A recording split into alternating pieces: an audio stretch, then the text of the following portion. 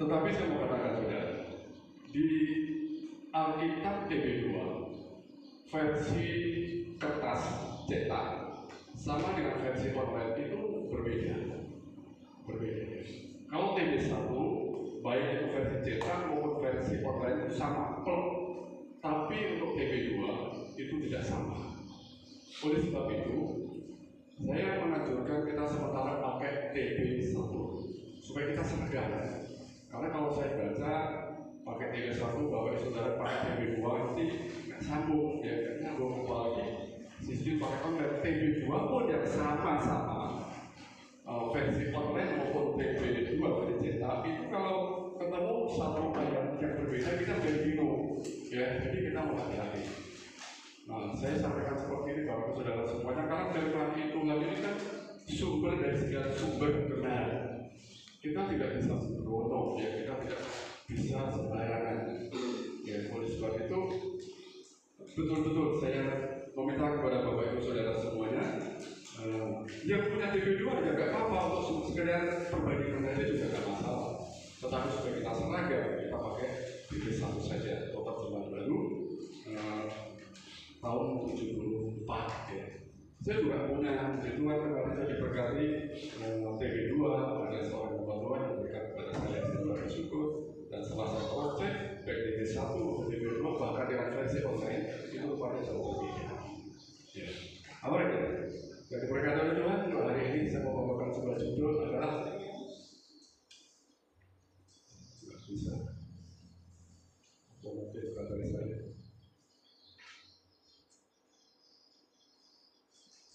Oh, itu sebenarnya. Iya, coba betul saudara bersaksi. Ya.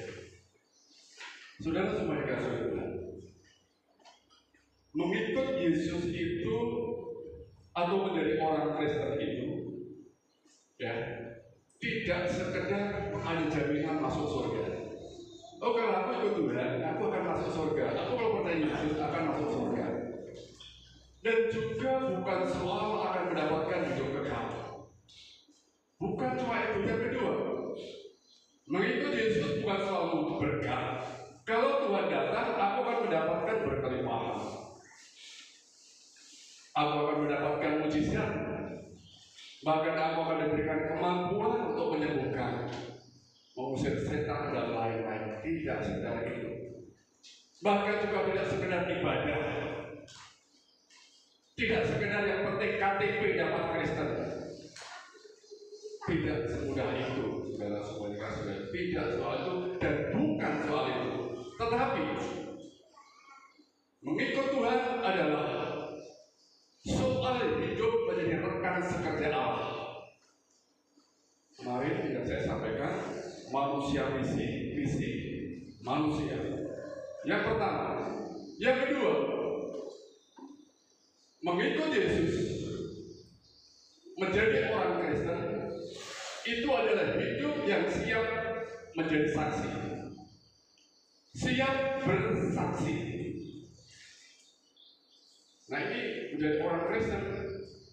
Jadi bukan soal jaminan kalau sakit disembuhkan, kalau aku misalnya tidak punya uang Tuhan kasih supaya aku berkelimpahan. Tidak sekedar itu, tidak sekedar ibadah. Tetapi bagaimana kita menjadi rekan Allah di dalam pekerjaan Tuhan. Rekan itu kan teman, rekan itu berpasangan dan itu menjadi saksi. Kisah Para Rasul pasal 1 ayat 8b dari kata-kata itu, kamu akan menjadi saksi. Kamu akan menjadi saksiku. Di sana aku adalah menunjuk kepada Yesus. Ya, waktu Yesus berangkat ke surga, dia berkata kepada murid-muridnya, kamu akan menjadi saksi. Di mana? Yerusalem, Yudea, Samaria, bahkan sampai ke ujung bumi. Jadi saudara semua yang dikasihi Tuhan, ini perlu clear dulu. Bagaimana kita menjadi orang Kristen atau menjadi orang percaya. Nah, bersaksi saudara semua yang dikasihi Tuhan itu bukan hiburan.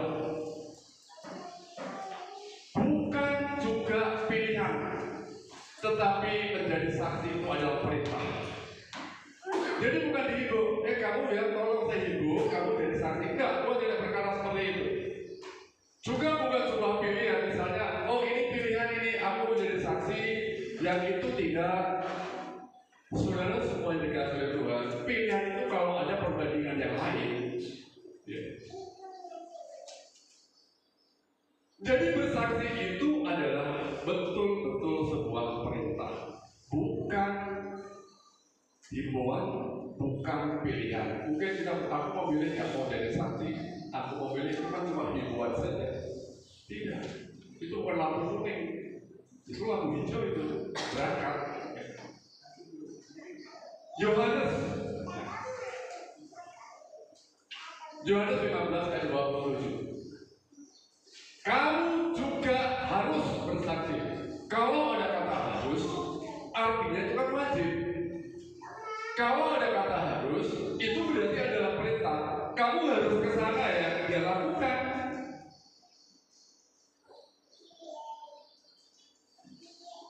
Orang yang sakit, kemudian mendapatkan resep dokter, kemudian resep itu ditukar dengan obat, dokter akan berkata, kamu harus minum ya 1 kali, 3 kali dalam sehari. Nah, itu harus kita lakukan. Bukan dihimbau itu. Ya, lakukan. Itu perintah, itu amanah. Matius 6 ayat 16. Hendaklah terangmu bercahaya di depan semua orang. Hendaklah terang siapa? Kita, murid-murid Tuhan, orang-orang yang mengikut Yesus, orang-orang Kristen, orang-orang percaya. Terangmu harus bercahaya di depan semua orang.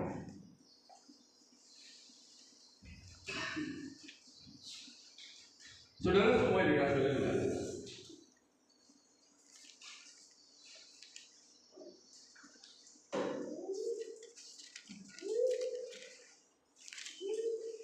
Dari firman Tuhan tersebut ya, baik dari 15 ayat 27 maupun juga Matius 6 ayat 16, ini cukup jelas bahwa bagaimana orang Kristen itu harus bersaksi, dan bersaksi itu adalah bukan sebuah bukti atau sebuah pilihan, tetapi adalah cukup jelas itu adalah perintah. Jadi tidak bisa melipir lagi. Melipir itu orang yang cari alasan saja terus. Oh, aku nggak mau jadi saksi. Ada alasan inilah, alasan itu, alasan ABC. Dari orang-orang yang melipir itu berusaha menghindar, cari-cari alasan. Jadi tidak lagi kita berkata, kalau kemarin yang berfirman berkata, oh ini bagian pendeta, ini bagian gembala. Nggak ada. Rekan sekerja Allah ya sama-sama bekerja. Semua orang percaya, semua orang Kristen. Saudara semua yang dikasih oleh Tuhan, nggak bisa kita menghindar dari ini. Ini tugas, ini amanah. Nah, sifat alamiah orang Kristen. Bapak Ibu Saudara semua yang dikasih oleh Tuhan, ciri khas dari daun pepaya itu apa? Pahit. Ciri khas dari apa lagi? Pasak bumi pahit. Sifat alami. Ciri khas dari gula manis. Nah, kalau ciri khas orang Kristen apa? Garam. Betul itu. Garam. Jadi pelita. Itu ciri khas. Sifat alami sudah itu, sudah alami, sudah natural itu daripada sifat orang Kristen. Matius 5 ayat 13 dan 14. Apa dikatakan di sana? Ini sifat alami orang Kristen. Kamu adalah garam dunia. Kamu adalah terang dunia. Ini sifat alami orang Kristen. Jadi jangan berkata lagi, itu kan gembala. Enggak. Itu kan pendeta, itu kan hamba Tuhan. Itu kan orang-orang dalam panggilan khusus saja. Kamu ini menunjuk kepada murid, kita semua mengatakan murid. Aku ini murid Kristus, aku ini bahkan orang berkata anak-anak Allah. Ya. Ini saudara semua dikasih ya. Artinya apa, saudara? Seperti garam sifat alamiahnya adalah asin, dan seperti pelita sifat alamiahnya adalah bisa bercahaya, maka sifat alamiah orang Kristen adalah bersaksi. Ya. Jadi ini jelas ya, clear ya. Ini perlu kita pahami dengan benar. Jangan berpikir cukup ibadah, cukup yang penting aku bisa menolong orang, cukup yang penting aku ini bisa memuji Tuhan.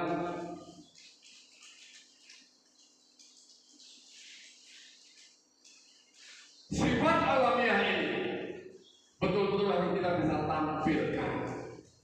Dampaknya luar biasa ini Bapak Ibu Saudara semua dikasih Tuhan. Ya. Ketika kami di rumah sakit Hanau menjaga daripada Ibu Ampu,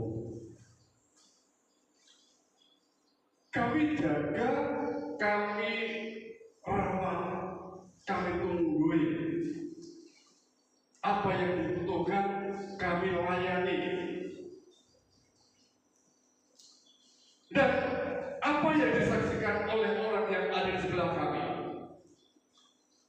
mereka terkesan. Dalam hal ini bukan kami ingin menunjukkan sesuatu, tidak. Ini contoh. Hal seperti ini juga Bapak Ibu juga bisa tunjukkan tentunya. Nah, ini loh kesaksian. Bukan pada waktu itu kita ingin pamer, bukan ingin menunjukkan, tetapi sifat alamiah itu otomatis timbul. Otomatis timbul. Karena apa? Sudah menjadi ciri daripada alamiah orang Kristen. Dan bukan hanya saya saja, di sini juga banyak yang seperti itu. Mungkin tanpa disadari juga sudah bersaksi. Apalagi dengan penuh kesadaran, tanpa ada rasa ingin menunjukkan dalam arti kata pamer itu enggak, tetapi kan tersadar, oh ya aku harus menjadi saksi. Oh saudara saudara itu luar biasa, dampaknya sangat besar Bapak Ibu. Dampaknya sangat besar. Itu berpengaruh pada jiwa-jiwa ya, berpengaruh pada jiwa-jiwa. 2 minggu yang lalu saya sampaikan begini. Orang Kristen, orang percaya yang tidak punya jiwa misi akan menjadikan gedung gereja itu museum rohani. Ya, orang Kristen yang tidak punya jiwa misi itu akan menjadikan gedung gereja menjadi museum rohani, museum spiritual. Secara tidak langsung kalau aku tidak ibadah, itu mendukung gerejanya akan jadi museum spiritual. Tapi coba kalau bersaksi, oh orang akan ikut, aku mau ikut ibadah, aku mau ikut memuji Tuhan, ini hari Minggu. Jadi jangan lagi berpikir, Pak, kalau aku tidak beribadah, kalau aku di ladang, puji Tuhan Pak, karena ketika aku di ladang, pikiranku ada di gereja. Kira-kira seperti itu.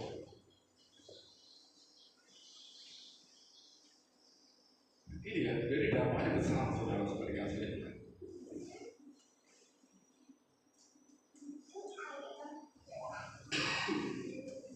Firman Tuhan adalah saudara. Tidak bersaksi, tidak berguna. Ya. Tidak bersaksi, tidak berguna, nggak ada gunanya.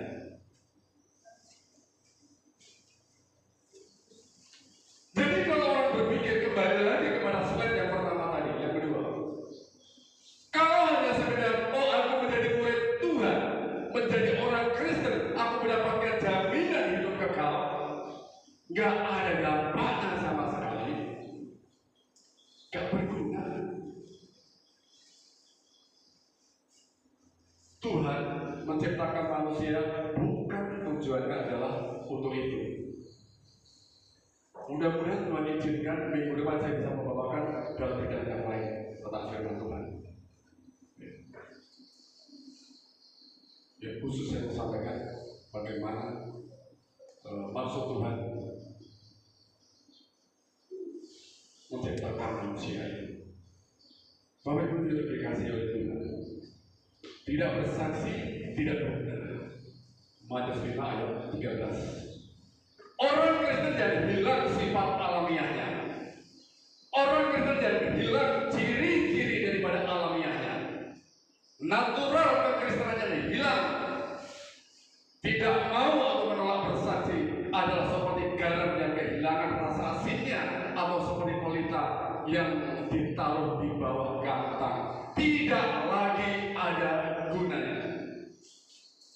Ini kalau firman Tuhan, tidak ada lagi gunanya.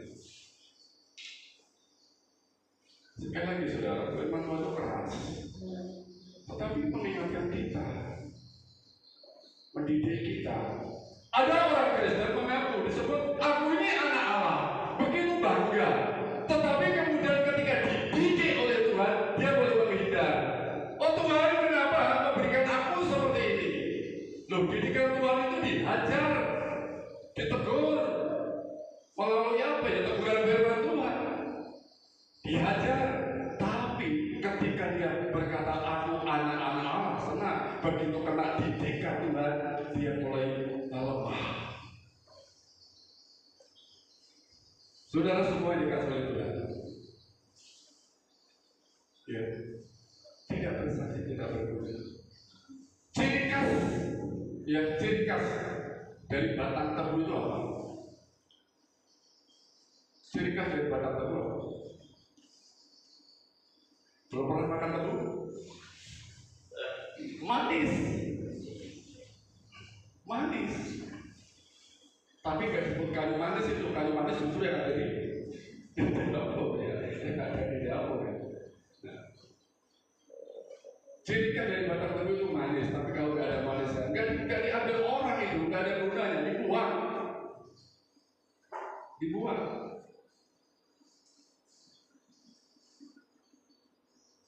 Ya, Matius 5 ayat 13. Kamu adalah garam dunia. Tetapi kalau garam itu menjadi tawar, garam itu tidak dapat lagi dibuat menjadi asin. Garam itu tidak berguna jika asinnya hilang. Nggak berguna. Memang dia tetap sebagai orang percaya, iya. Tetap sebagai murid Kristus, iya, itu nggak akan hilang. Tetapi menjadi nggak ada gunanya kalau tidak bersaksi. Ya. Bersaksi tentang apa? Bersaksi tentang Yesus. Kisah para Rasul pasal 1 ayat 8b tadi saudara. Kamu akan menjadi saksiku. Ku di sini adalah menyebut Yesus. Dia berkata kepada murid-muridnya ketika Yesus naik terangkat ke surga, kamu akan menjadi saksiku, saksi Yesus.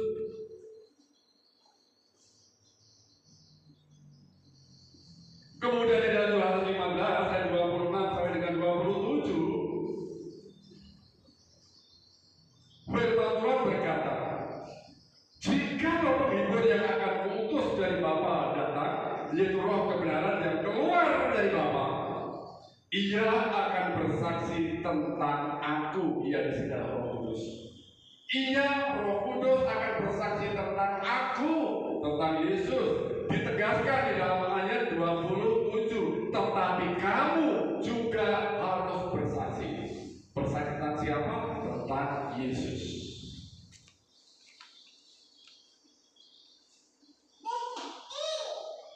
Mengapa demikian, saudara? Dikatakan demikian. Ini sangat menarik, saudara.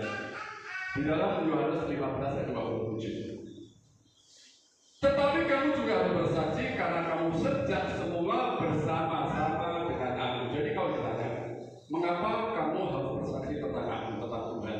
Karena kan kamu dari dulu ikut saya. Dari dulu kan kamu bersama-sama dengan saya. Yang ada bersama-sama dengan saya kan bukan bayangan kamu, tapi dirimu.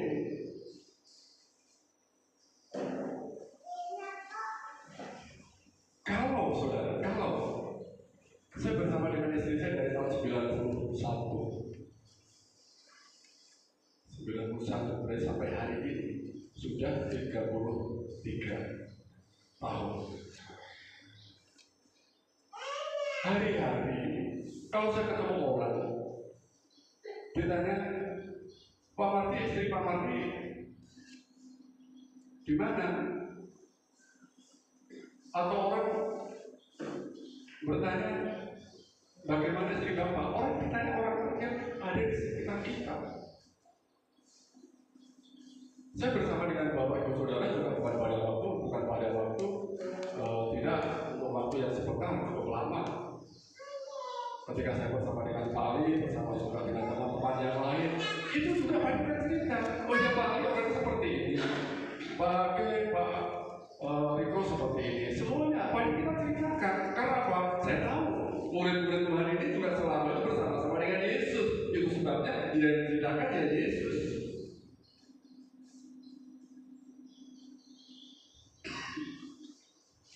Karena saya sudah lama menjadi orang Kristen, saya sudah lama menjadi orang percaya, menjadi orang Kristen, ya itu yang saya ceritakan.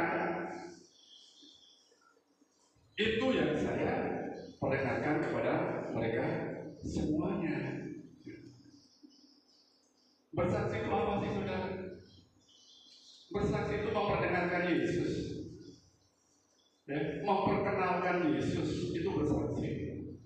Menceritakan kisah hidup kita bersama Yesus. Nah, itu kita ceritakan. Ya, jangan kita membayangkan, oh ini kok ekstrim banget, kok berat sekali, saudara. Santai saja, kita nanti ada, saudara. Ini bersaksi tentang Yesus. Perkenalkan Yesus itu, ya, perkenalkan, viralkan. Nah, sekarang misalkan viralkan Yesus itu. Bukan keburukan orang lain diviralkan, bukan kelemahan pelayanan diviralkan. Viralkan Yesus, viralkan siapa Yesus, viralkan kehidupan Yesus. Nah, pengalaman-pengalaman, kesaksian-kesaksian kita bersama Yesus, itulah yang kita ceritakan. Perkenalkan mereka semuanya. Banyak orang di luar sana tidak mengerti. Banyak orang tidak mengerti siapa Yesus. Jangan memviralkan keburukan orang lain. Jangan memviralkan hal-hal yang tidak mencerminkan sifat alamiah daripada orang Kristen atau ciri khas daripada orang-orang Kristen. Bersaksi kepada siapa? Bersaksi kepada bangsa-bangsa. Memviralkan Yesus sehingga orang lain, bangsa lain yang belum mengenal Yesus menjadi kenal. Saya sering diolok-olok oleh saudara-saudara saya di Jawa, ya. Menjadi orang Kristen jadi diolok-olok. Tapi nggak apa-apa, memang seperti itu, menjadi orang Kristen seperti itu. Ya, yang kemudian kita katakan aniaya. Makanya pernah saya katakan kan, bersyukurlah kalau dianiaya karena kita menjadi murid Kristus. Justru khawatirlah kalau tidak ada aniaya. Jangan-jangan kita nggak layak dipakai Tuhan. Ya. Kalau nggak ada aniaya, nggak ada olok-olokan, nggak ada hinaan, jangan-jangan aku tidak layak dipakai Tuhan. Saya bertanya seperti itu. Ya. Bersaksi pada bangsa-bangsa. Dikatakan, bagaimana mereka mendengar tentang Dia jika tidak ada orang yang memberitakan? Siapa itu? Kita. Siapa yang memviralkan Yesus? Kita. Kenapa kita? Karena kita sudah lama menjadi murid Yesus. Orang, saudara, bisa mengenal gereja ini karena kita yang memviralkannya.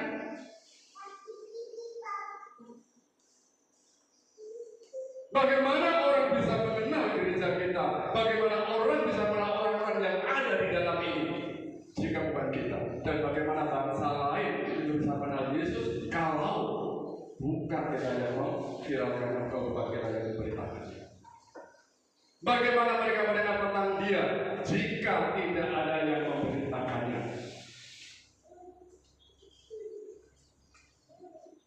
Bapak Ibu yang diberkati oleh Tuhan, mengapa saudara? Karena begini saudara, Kisah Para Rasul pasal 13 ayat 47. Sebab inilah yang diperintahkan kepada kami,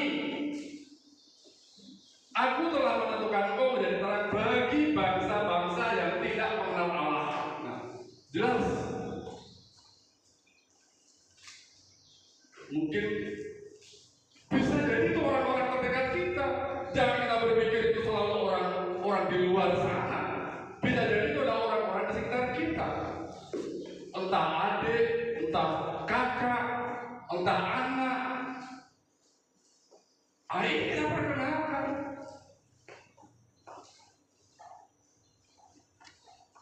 Supaya mereka tahu, supaya membawa keselamatan sampai ke ujung bumi.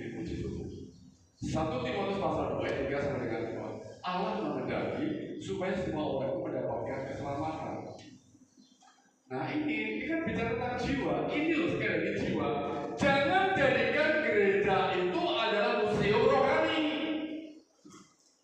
Ya kita nggak sadar itu. Kita nggak sadar kadang-kadang. Artinya apa? Jangan biarkan gereja itu kosong. Tapi ketika kita bersaksi, saudara, otomatis tidak langsung kita menjadi orang. Gereja itu penuh dengan orang-orang yang memuji dan memuliakan Allah. Tidak akan menjadi musuh daripada musuh rohani, musuh spiritual. Ini bicara tentang jiwa. Bawa jiwa sebanyak-banyaknya. Karena apa? Tuhan ingin semua orang diselamatkan. Itu lewat siapa? Kita. Roma 10:14. Siapa lagi kalau bukan kita orang percaya? Tidak mungkin orang non-Kristen memberitakan dia, tidak mungkin.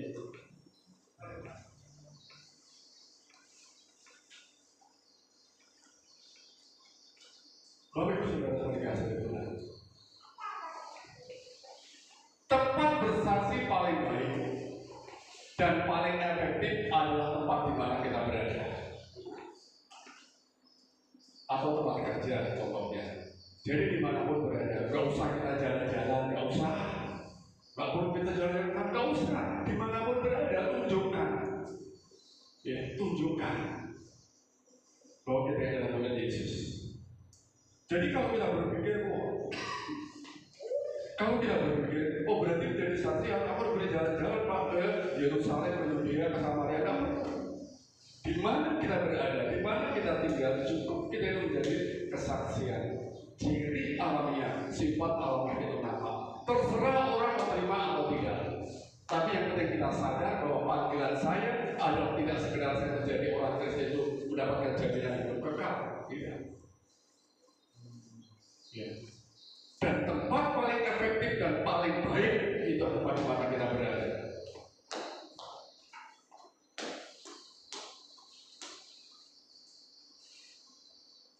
Orang yang bekerja di perusahaan itu kerja kan 8 jam sehari.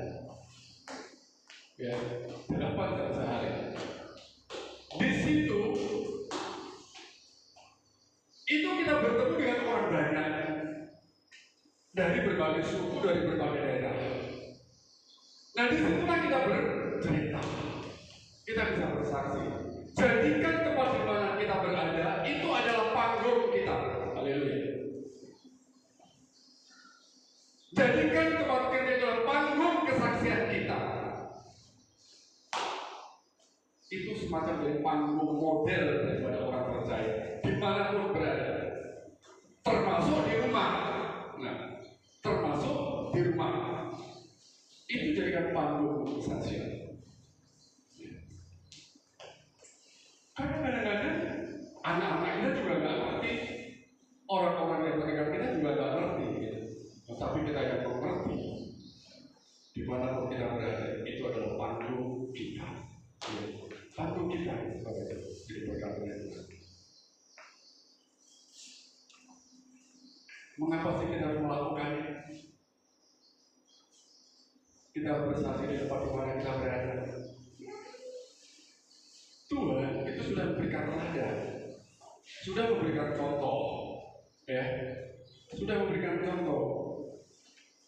Selama perjalanannya di bumi, selama perjalanannya di bumi, Yesus tidak ragu-ragu, tidak bimbang berbicara kepada orang-orang dan dijumpainya.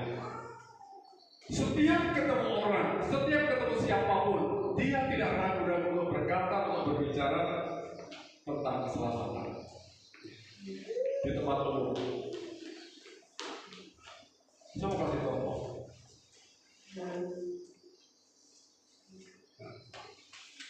Di sumur ketemu siapa? Orang Samaria, perempuan Samaria. Kan cukup di sumur, kan nggak perlu dia di tempat yang semacam di balai desa atau apa, enggak. Di sumur dia ketemu orang Samaria, ini perempuan Samaria. Dan apa yang terjadi? Perempuan Samaria akhirnya bertobat dan menjadi kesaksian yang luar biasa. Sederhana Bapak Ibu, sederhana sekali. Gak perlu kita bermewah-mewah pakai jas, pakai dasi, gak perlu. Cukup sederhana saja. Ketemu di sumur, ketemu di ladang, monggo silakan bersaksi dalam Tuhan.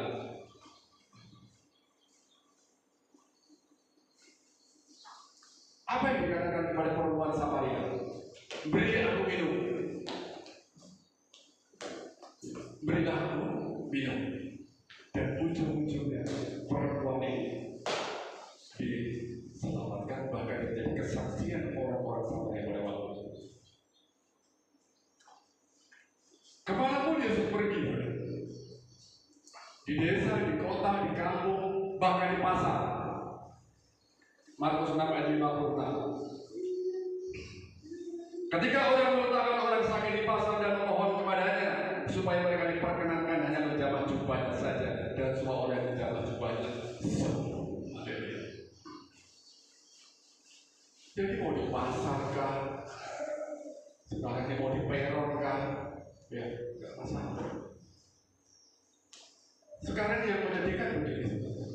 Ada orang Kristen, ada orang percaya, dia beribadah di suatu gereja. Dia bukannya bersaksi pada gereja di mana dia beribadah, tapi dia malah bilang begini, kamu gak usah beribadah di gereja itu ya, di mana saya beribadah. Kenapa? Karena itu pendetanya gak beres, pelayanannya gak beres. Ini kesaksian macam apa? Menyedihkan. Coba kalau orang itu menjawab, loh kalau nggak beres kenapa kamu ada di situ? Atau kalau tahu itu kamu nggak beres, kenapa kamu nggak berbagian di situ? Kok enggak kita tahu seperti itu? Ada orang-orang yang seperti itu, justru berada di dalam, ditarik keluar, orang yang ada di luar bukannya dipengaruhi di bawah ada. Ini menyedihkan. Di mana sifat alamiahnya? Jadi daripada kas daripada orang percaya tersebut, ya, menyedihkan.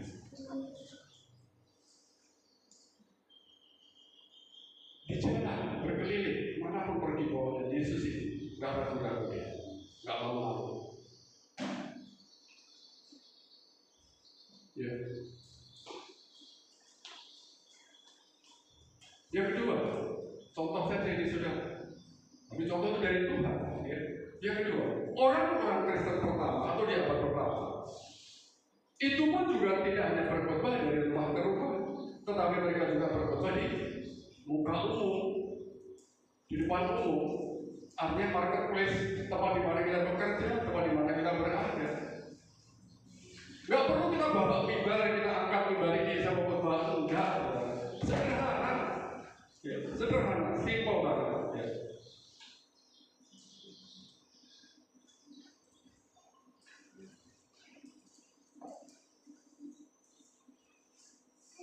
Di bait suci dan juga di rumah-rumah. Kisah para Rasul pasal 5 ayat 40. Dan setiap hari mereka melanjutkan pengajaran mereka di bait Allah dan di rumah-rumah orang dan memberitakan Injil tentang Yesus. Yang diberitakan tentang Yesus, bahwa Yesus adalah Mesias. Ini masih diulang lagi, sama juga. Ini untuk jemaat ya. Mula-mula, orang mula-mula juga di pasar, dia pun juga bercerita.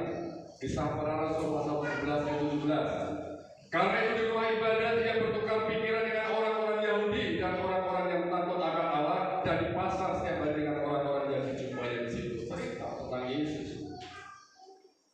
Mungkin tidak ngomong orang tersebut, tetapi kehidupannya bisa mencerminkan daripada kehidupan daripada Kristus. Caranya bagaimana? Caranya bagaimana?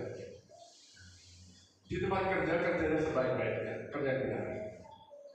Di perusahaan kerja yang benar. Ikut orang kerja yang benar. Ya. Itu saja. Apapun juga yang kamu perbuat, perbuatlah dengan segenap hatimu seperti Tuhan dan bukan untuk manusia. Kerja sebaik-baiknya, kerja sungguh-sungguh. Ada orang cerita, Pak, itu si A kalau kerja tidur. Sedih saya dengarnya, saudara. Untuk bersaksi di tempat kerja nggak perlu kita jadi pimpinan atau manajer dulu, nggak perlu. Wah, kok jadi pimpinan dulu atau jadi GM dulu, jadi asisten dulu, nggak perlu. Cukup kita jadi office boy saja. Bukan sapu nggak apa-apa, tapi dari tukang sapu yang baik. Di mana pekerjaan selesai, saya selalu bertanya, Pak, apalagi yang akan saya kerjakan? Apalagi tugas saya? Saya ada seorang hamba, ada seorang office boy. Nah, cukup berkata, nggak perlu kita menjadi manajer, pimpinan, GM atau apapun, nggak perlu. Lakukan yang terbaik pekerjaan kita, jangan hitung-hitungan, nggak usah hitung-hitungan. Bapak Ibu Saudara semua dikasihi Tuhan. Selama saya kerja di perusahaan saudara, apapun yang penting, kalau itu perintah dari pimpinan saya kerjakan, saya tidak pernah hitung-hitungan, saya lakukan. Saya tidak pernah hitung-hitungan. Pokoknya perintah pimpinan kerjakan. Karena apa? Malu sih hitung-hitungan. Kalau saya tidak bisa mengerjakan pekerjaan tersebut. Kalaupun saya bisa mengerjakannya, kemudian pimpinan tidak memperhatikan, itu bukan urusan saya. Kalau pimpinan tidak memperhatikan saya, itu sudah urusan Tuhan. Sudah urusan Tuhan. Saya minta tolong, Kolose pasal 3 ayat 24. Tolong satu orang dibaca. Jika pimpinan yang menyuruh kita tidak memperhatikan, jika bos yang menyuruh kita tidak memperhatikan, kita pun juga tidak hitung-hitungan. Kita punya Tuhan yang tidak tidur. Ahok sering memetik, Gusti Putar Sari. Kolose pasal 3 ayat 24. Salah satu orang tolong dibacakan.